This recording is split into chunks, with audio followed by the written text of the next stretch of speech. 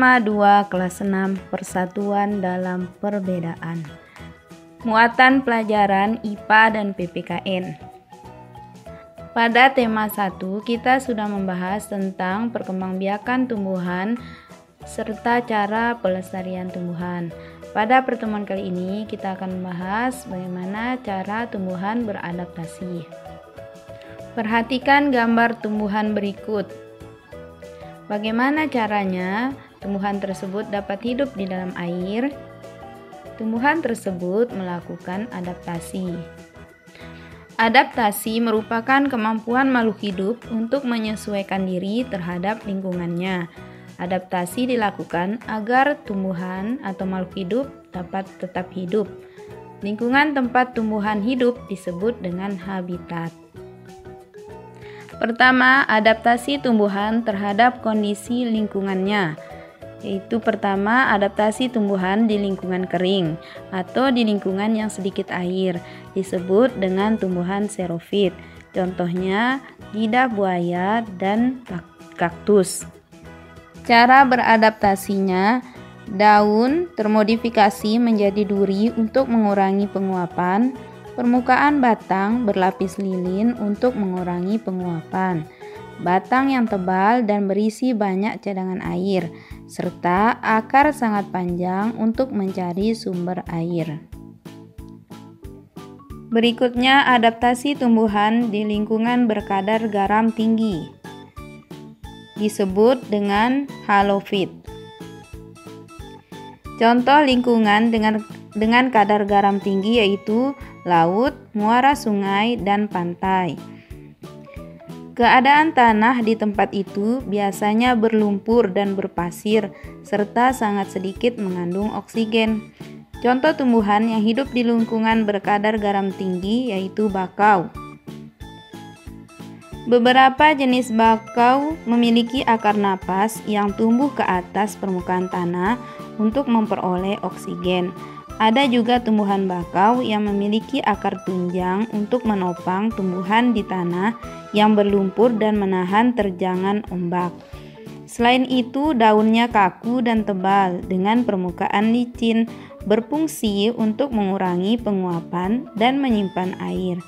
Bagian bawah daun bakau memiliki kelenjar untuk mengeluarkan kelebihan garam.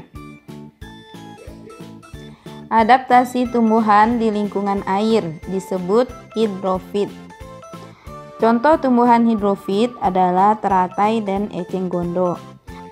Cara tumbuhan tersebut beradaptasi adalah sebagai berikut. Pertama, teratai memiliki daun yang lebar untuk mempercepat penguapan. Daun yang lebar juga berfungsi agar dapat mengapung di permukaan air. Daunnya berlapis lilin untuk mencegah daun membusuk karena selalu terkena air.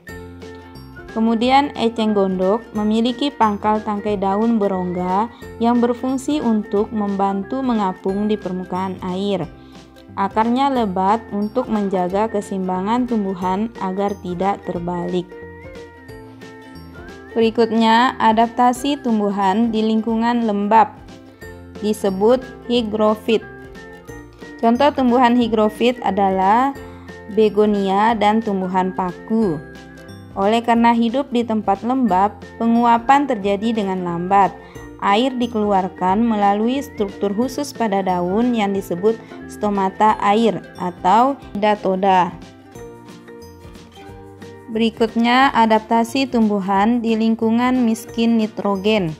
Tumbuhan yang tumbuh di lingkungan miskin nitrogen biasanya melakukan penyesuaian diri dengan memerangkap serangga, kemudian mencerna sebagai sumber nitrogen.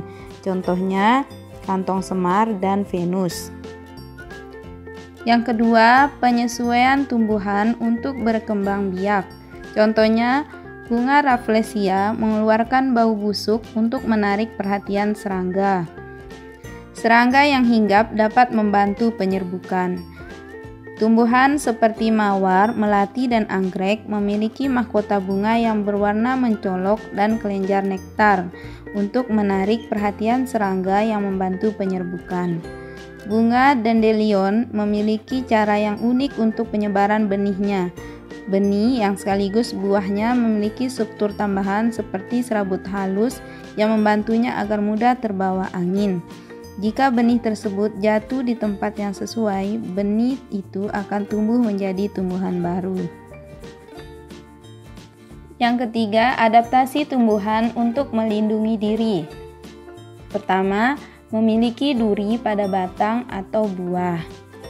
Beberapa tumbuhan memiliki duri pada batang atau buah untuk melindungi diri dari pemangsa. Contoh tumbuhannya mawar, kaktus, salak, putri malu, dan durian. Berikutnya, memiliki rambut halus. Contoh tumbuhan bambu, jagung, tebu. Salah satu fungsi rambut halus tersebut adalah dapat menimbulkan rasa gatal bila disentuh oleh pemangsa.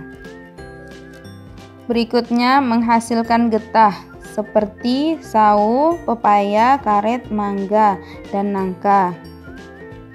Getah tersebut akan menempel pada tubuh hewan pemangsa sehingga hewan tersebut sulit bergerak. Berikutnya, memiliki daun yang tajam dan berduri di bagian tepinya. Hal ini bertujuan untuk melindungi diri dari pemangsa.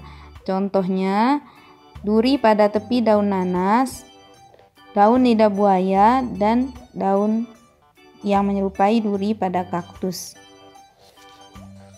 Selanjutnya, menghasilkan racun.